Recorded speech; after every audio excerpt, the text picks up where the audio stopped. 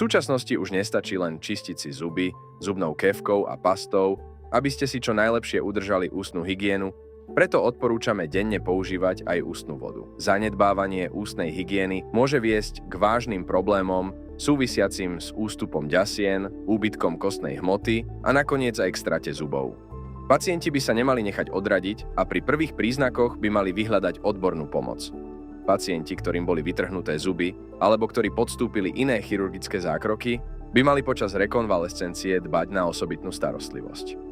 Vo všetkých týchto prípadoch sú ústne vody a vôbec prírodné produkty nevyhnutné. Z mojich osobných skúseností, ako aj z pozorovania pacientov, ktorým sme produkt odporúčili, je možné konštatovať, že ústna voda pomáha v prípadoch citlivosti zubov, krvácania ďasien alebo bolesti už v počiatočnom štádiu, ako aj v prípadoch zápalu. Pacienti všetkých vekových kategórií vykazovali po použití ústnej vody vynikajúce výsledky. Som presvedčený, že ústna voda hydrolína zo škumpy od Ina Essentials má antibakteriálne, antiseptické a protizápalové vlastnosti, vďaka ktorým ju môžu používať ľudia všetkých vekových kategórií.